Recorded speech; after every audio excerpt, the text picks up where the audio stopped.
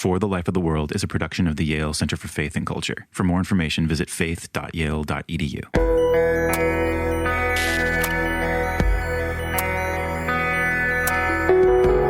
We are all the kind of people who rightly are not fully finished with ourselves.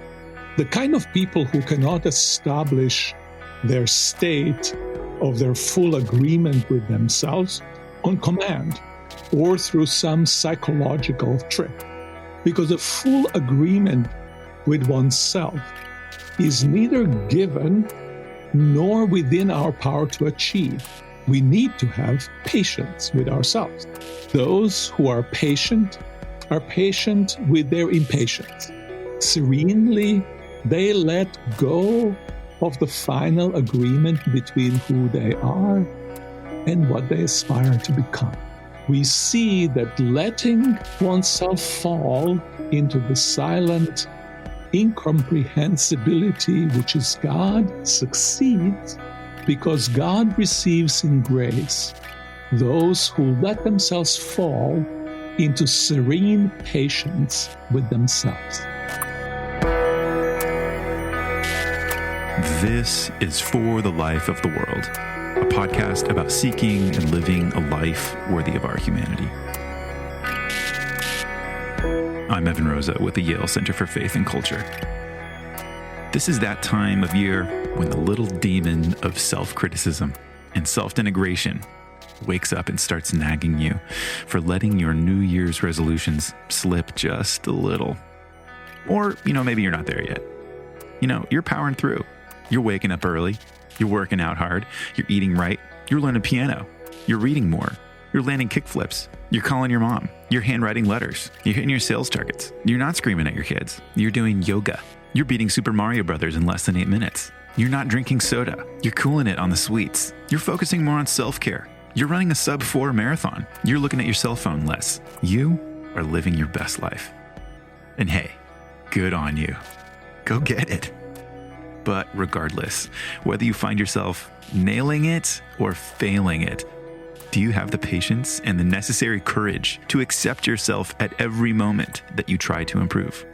This week, Ryan McAnnally-Linz and Miroslav Volf discuss an obscure but incredibly timely passage from an old lecture given by the great Karl Rahner, the German Jesuit priest and one of the most notable Catholic theologians of the 20th century. He was instrumental, for instance, in the theological developments of the Second Vatican Council. Miroslav once heard Rahner give a talk about patience and has passed along the wisdom of that lecture, and now we're passing it on to you. Miroslav even translated a passage from the German text, and he reads it in this episode.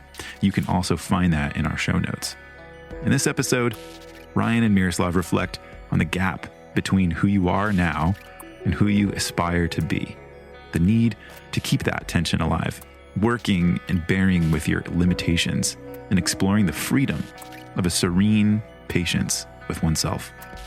Serenity, it's important to note, is not acquiescence to vice or bad habits, but it represents a courageous, long-term peace with your imperfections, an effort to recognize oneself as rooted in divine love and grace and acceptance, even as you pursue a vision of a better self. Enjoy. Hey, Miroslav. Happy New Year to you. It feels like we've been in 2021 a lot longer than we have. Some things have been going on these first couple weeks of the year. But how's it treating you? Well, Happy New Year to you as well. It feels like we haven't left 2020, and I hope we'll shift gears at one point. Yes, many troubling things have happened. But otherwise, apart from that, really well, actually. Did you make any New Year's resolutions? Not really. I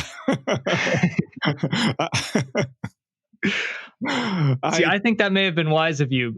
I never make official New Year's resolutions, but I have a habit, I think, of kind of sliding some unofficial ones in, so that I don't have to say I failed at them when I do. But for instance, this year, I was pretty convinced I was going to spend less time reading the news online. And then January 6th happened, and that all kind of fell apart. And I get the sense that we're at that time of year when a lot of us had grand designs for this new period and are starting to feel the frustration and the disappointment of those grand designs starting to fall apart. And that got me thinking about the story that you sometimes tell about when Karl Rahner, the great theologian, came to Tübingen to lecture when you were a student. Would you mind telling that? Yeah, no, I often remind myself of that experience that I've had, even when I don't make some grand decisions, as those are for, as New Year's resolutions tend to be, but even smaller decisions that I can't quite keep. So when I was a doctoral student, it was in the early 80s in Tübingen.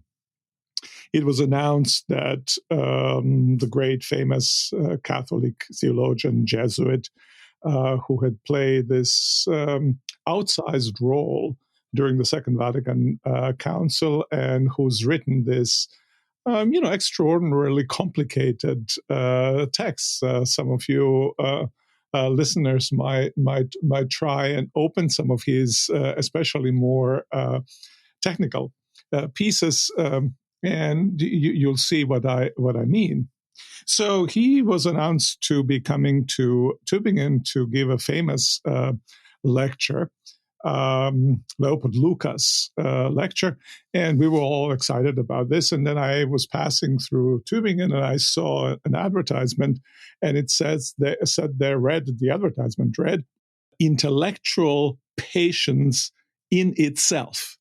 And I was kind of startled and puzzled, and talked also to some of my friends, and we all thought, well, what does intellectual patience in itself means? We know that Rahner is a really complicated thinker, and that he takes up these deep topics, but the essence of intellectual patience. And so we were all impatiently waiting for his lecture.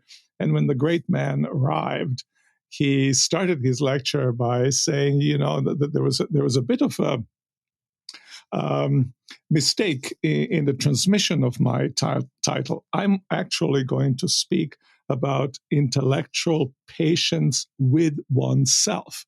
Now, that's a more difficult mistake to make in English than it is in German. In German, it would go intellectual patience in itself, in sich selbst, and intellectual patience with oneself would say mit sich selbst. And that's what happened. And so he proceeded then to talk about intellectual patience with oneself. That's very end of his career. He was in his very early 80s. I think a year after that, he would die. He is looking back at his life, this great intellect, and feels that he needs to have patience with himself intellectually, but also, I would say in this text, in other ways as well. So how was the lecture? Do you remember much about it? Not actually very much. As a matter of fact, I had to recently dig up the lecture in order to remind myself what was being said. And as I was doing this, I realized it was not translated into English. So I translated a little portion of it, and the portion that doesn't deal with intellectual patience with oneself, but more generally with patience with oneself. Few introductory remarks that he makes at the very beginning. And so let me just try and read you that text. I hope I'll do justice to it reading it, because it's fairly complicated text. And you may need to listen to it twice or three times to get what he was after. Just a quick interjection to say that the passage goes for about 6.5 minutes.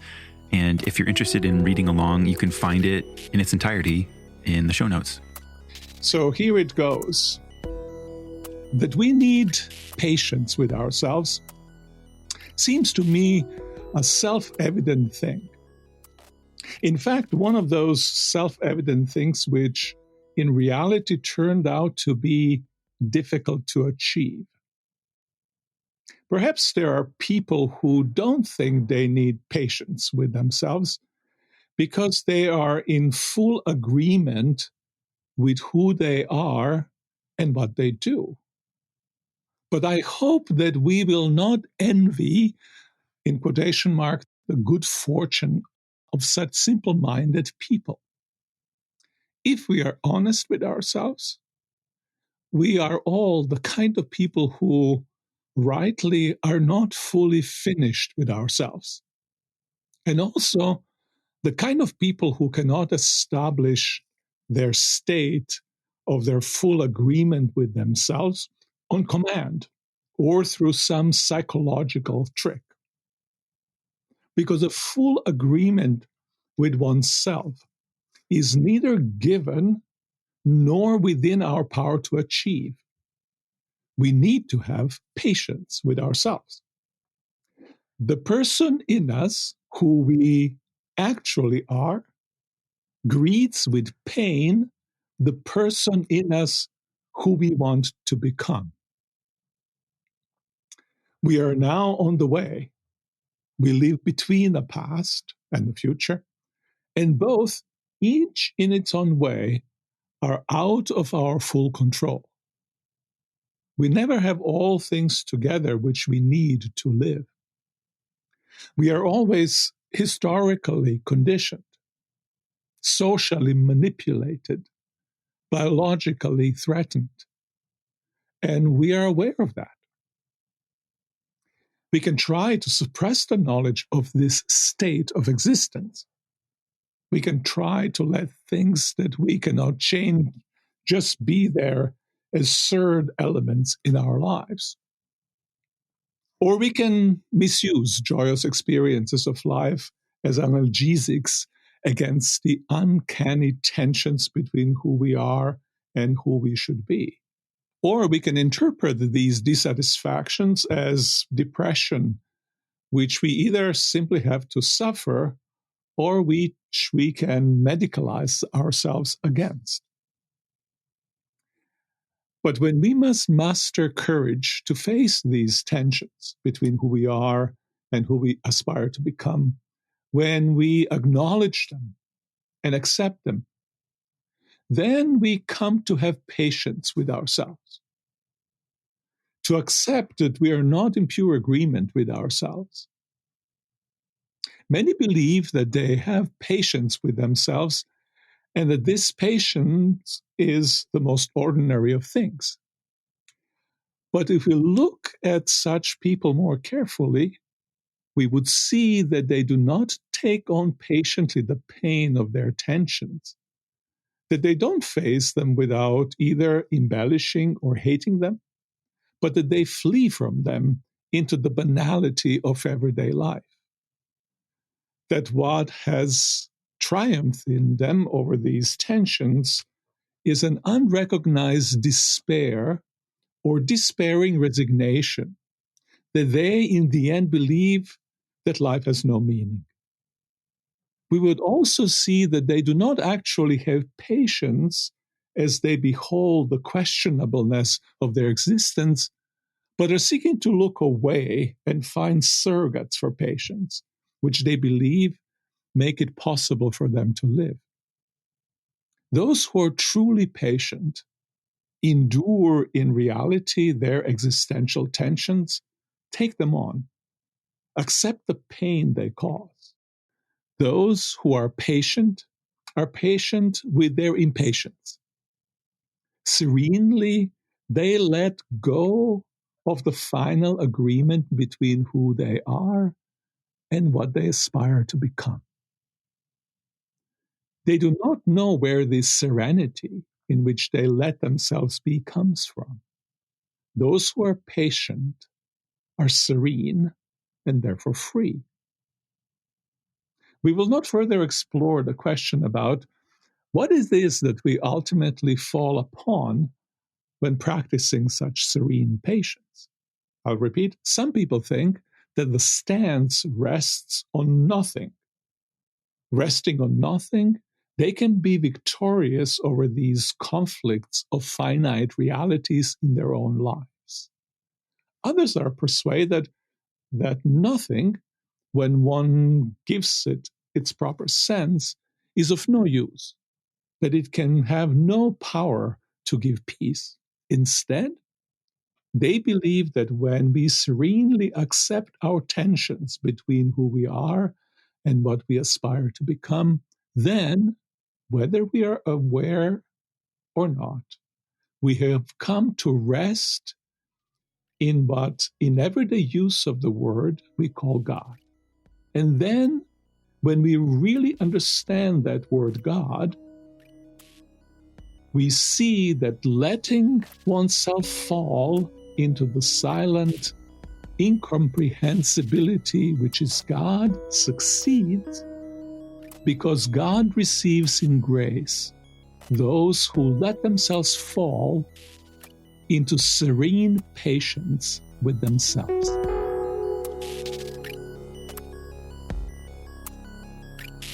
Wow, that's a really striking passage. But like you said, it's pretty dense. Can I see if I got what the gist of it is? So Rahner's noting that there's who we actually are, who we find ourselves to be, and there's generally a gap between that and the person we aspire to be, what our hopes for ourselves as human beings are, right? Yeah.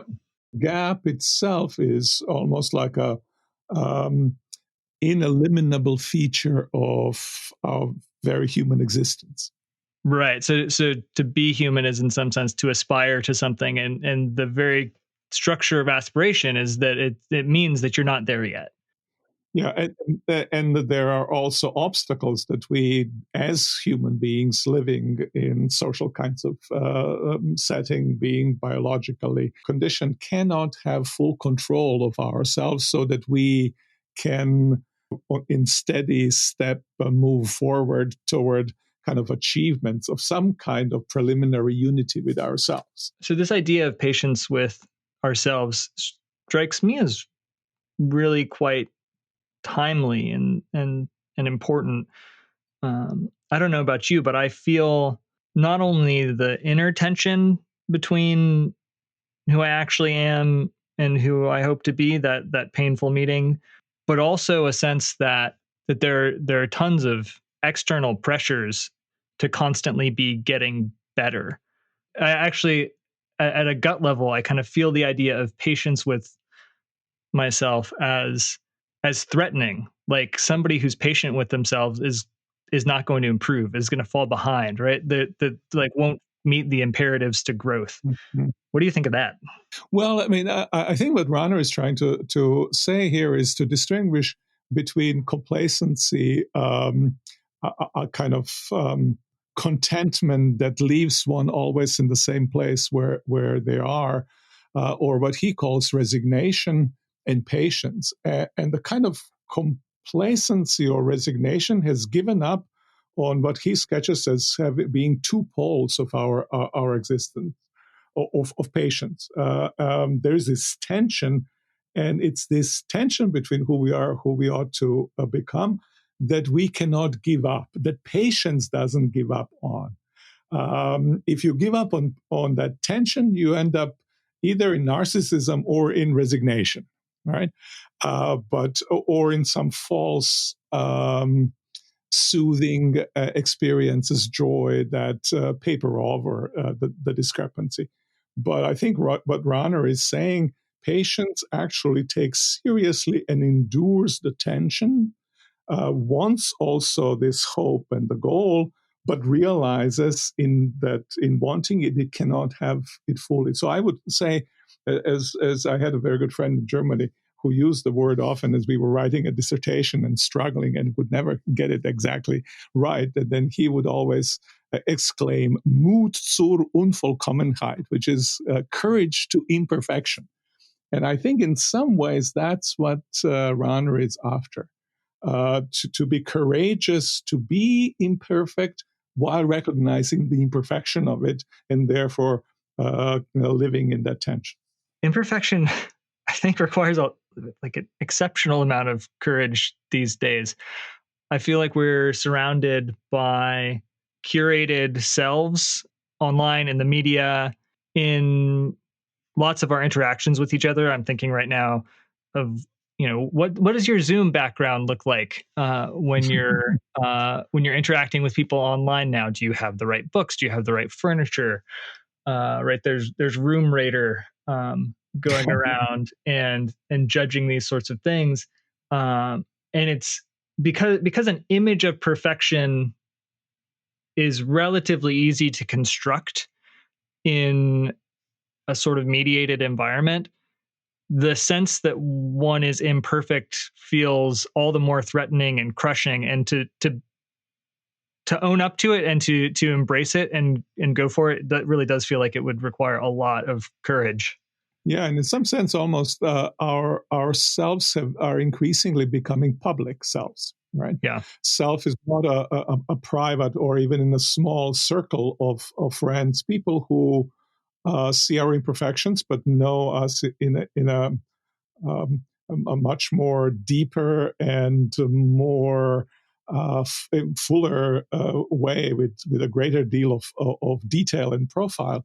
And instead, we are in this very fleeting relationships, and there you must appear in a certain way. Otherwise, there's going to be a bad impression that you're going to leave, and yourself's going to be undone because of that. You will exist as warped version of yourself.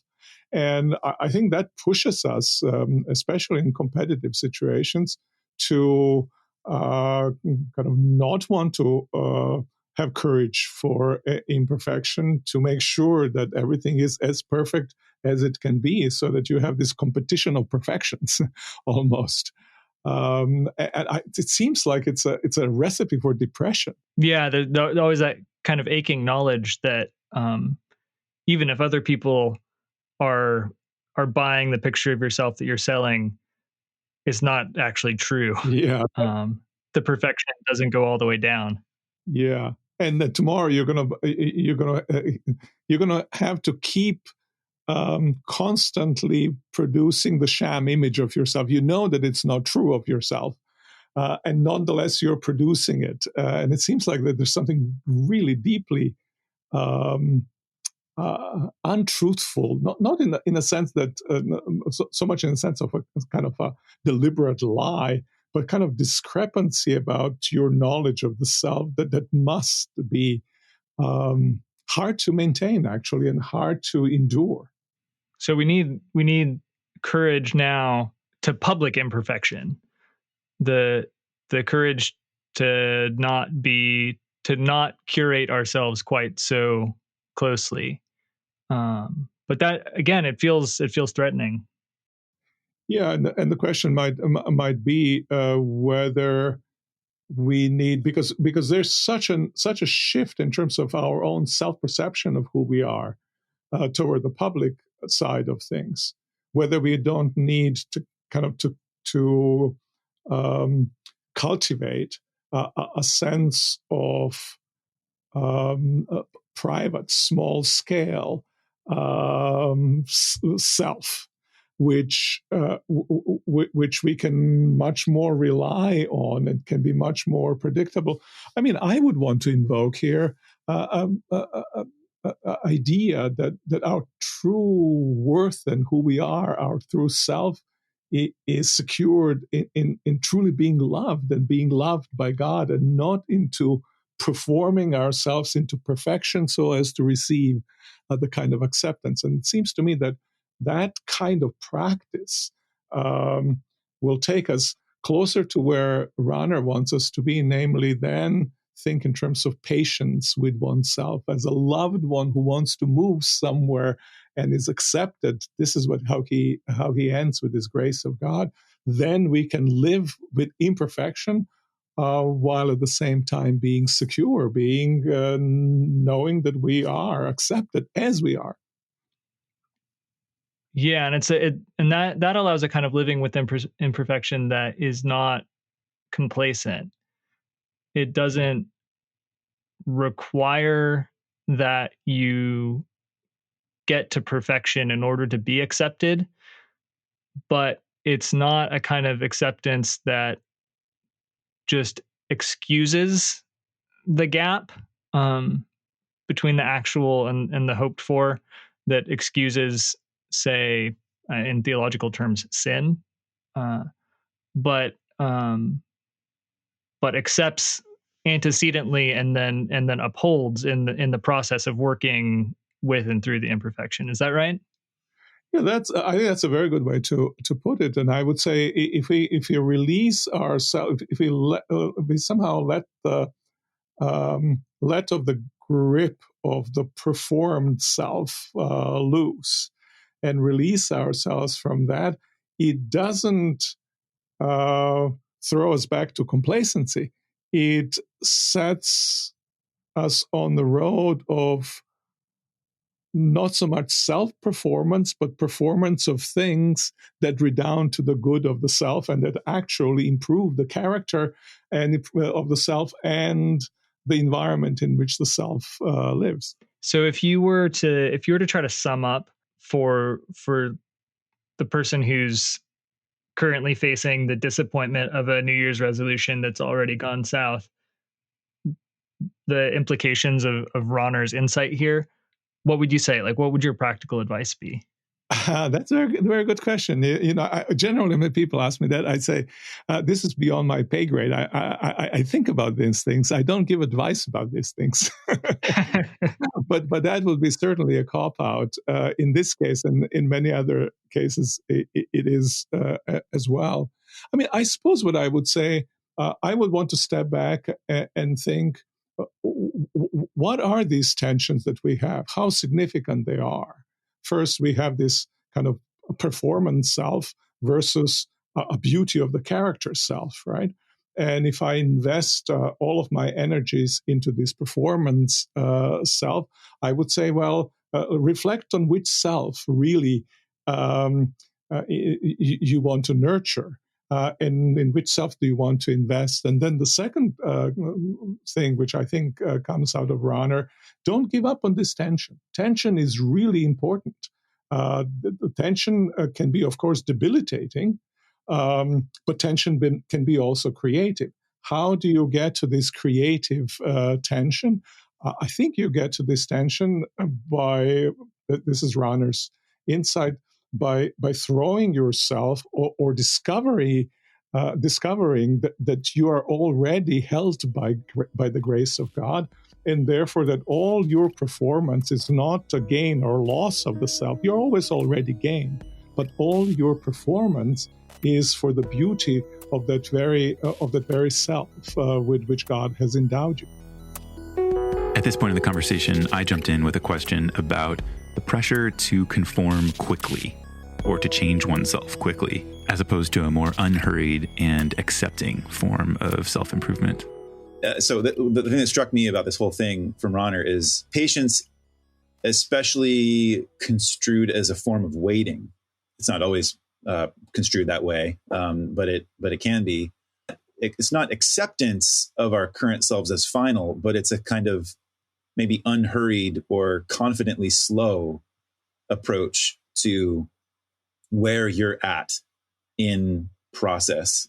And that is just a markedly different recommendation to a person who is normally on a cycle of constant and hurried pressure to improve and to perform and to conform, perhaps. One, it's questionable as to whether that strategy would ever work at all. And two, it wreaks havoc on their emotional life and spiritual life. So what I guess what it triggers in me is a thought that what Rahner so I think importantly underscores is the limits that we as human beings all have, and there are limits of various kinds. And we live in this optimistic society, in which perhaps America is one of the most optimistic in this regard, in which you're told that you can become anything you want. And that seems like, from perspective where Rahner sits, that this is just an ideology. This is a pure falsehood. given to motivate you to do a little bit better than you otherwise would, but is leaving you with this constant expectation of a constant experience of being a failure, because you cannot do that. And what Rahner does, he lets you sit with the limitations that you, as a socially conditioned being, squeezed between different needs and values and expectations, can actually accomplish, and encourages you to keep the tension alive, but to recognize those limitations of oneself and work with them, rather than simply assume that they're not and then get disappointed when you find that you can't jump over your own shadow. Yeah, the really freeing thing is the sense that your very self, you are not at stake. That you are already, I think, Miroslav, you maybe use this language, established or grounded in the love that God has for you. And that's outside of any sort of achievement or improvement that you might make, such that the limits no longer seem like disastrous or potentially devastating. They're there, and they're to be worked with, not to be hated or abhorred. Even though, I mean, I don't know if that, it doesn't necessarily lead to a sense that you just have to embrace them and love them, but that they're to be born with, right? They're to be taken patiently. Yeah, I think that's a very, very good way to put it, which is an other way of putting recognition that of one's own. I'm not divine. I'm human, and in this fragility, in this impotence of being human, nonetheless realizing human beauty. I think that's, to me, what ends up being so beautiful with Rahner, without at all, as you, I think, rightly point out, without even wanting sometimes to remove those limits, or when opportunity arises to remove the limits, going ahead and removing them cheerfully, willingly, and even sometimes eagerly. All of that without kind of compromising what he describes in his text as serenity, the serenity of the patient self, in his sense, patient self, which is, again, not acquiescence, either with oneself or with the circumstances, but there's kind of a serene way of engaging them as one moves, being enveloped by divine care. Yeah. Now, it just struck me that our conversation so far has been really focused on the self. I mean, it makes sense. We're talking about patience with oneself, but it just struck me that it's not navel gazing, though. It's not insular or turned in on the self, because so much of our impatience with others stems from this really broken way of relating to ourselves and our lack of patience with ourselves. Yeah, I think it's a very good point. Of course, those sort of statements are almost always autobiographical, right? So I'm saying something along the lines of, wow, I think if I had more of this kind of serene patience with myself, I might also have more patience for my children, and I think that would be a good thing. Yeah, that seems to me right. Kind of there's a patience with others, and impatience with others is in many instances can be a moral failure, lack of recognition of their own limits, of their own paces of development, and so on. So that the kind of two kinds of impatiences are not that, or impatiences are not that unrelated. because if I'm so oriented around overcoming my own imperfections, that the whole my whole life and the whole world kind of become means to that end. It's really easy to demand the utmost of everybody and everything around me all the time.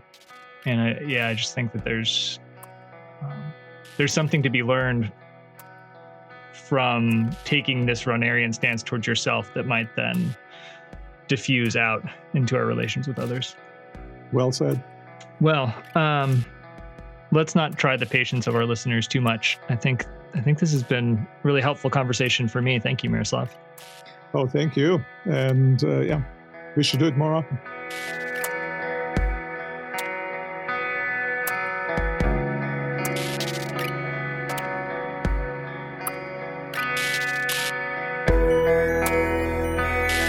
For the Life of the World is a production of the Yale Center for Faith and Culture at Yale Divinity School. This episode featured theologians Ryan McAnnally-Linz and Miroslav Volf. I'm Evan Rosa, and I edited and produced the show. For more information, visit us online at faith.yale.edu. We produce a new episode every Saturday, and you can subscribe through any podcast app. We're grateful that you're listening to this podcast. We're passionate about making this work consistently accessible to people who are genuinely concerned about the viability of faith in a world racked with division, contested views about what it means to be human, and what it means to live life well. If you're in a position to support our show financially, please consider partnering with us. We rely on the generosity of individuals like you to make our work possible. And if you're not, please continue listening and engaging the content. Let us know what you're interested in. We're grateful that you're listening. But if you can give, if you're truly passionate about supporting podcasting that's all about pursuing, really living lives that are worthy of our humanity, then consider a gift to the Yale Center for Faith and Culture. Visit faith.yale.edu/give. It's our joy to bring these shows to you, and we'd invite you to bring that same joy in supporting this work. As always, thanks for listening, and we'll be back with more next week.